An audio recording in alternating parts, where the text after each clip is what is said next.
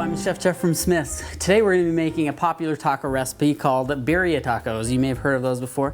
It's more of a technique than anything else or a style. We're going to be making our own chili paste on chuck roast, and then we're going to shred them. I'll show you how to finish them later on. But first let's start with the roast. So I have a chuck roast that I got from the meat department. I am going to get some oil in my pan here. It's a heavy, you want an oven safe pan here.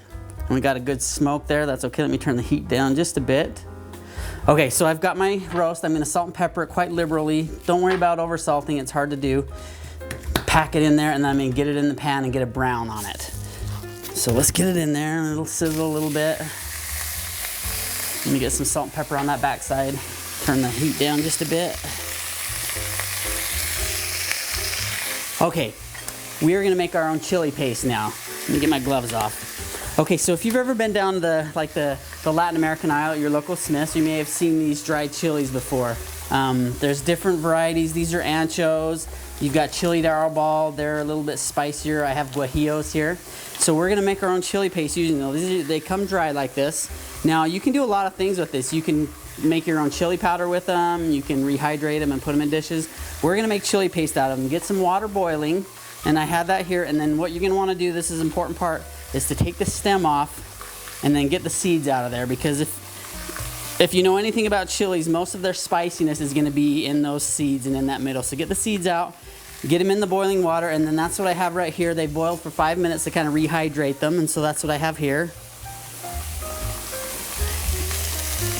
Okay, so what I'm going to do now is get my chilies in a blender because we're going to make a paste with them. You get them all in here. There's the 3 different kinds: the guajillo, the anchos, and the chili de arbol.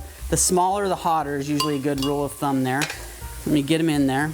I did, and so let's go ahead and make our paste.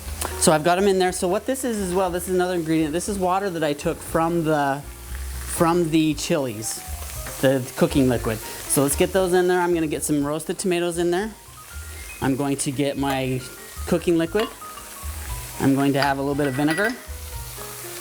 I'm going to add some garlic. And then I have some spices here. I've got a bunch of them. It's thyme, cumin, there's clove. Let's get them in there. And then some beef broth. And then what I'm going to do now is I'm going to get my lid on there and I'm just going to give it a quick zip. And I'm going to have my oven set for 325. And so once I've got it brown on my meat, which I do here, let's have a look at it really quick. See how it got nice and brown?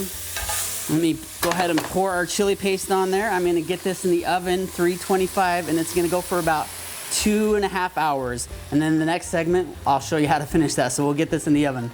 Thanks, we'll see you in just a bit.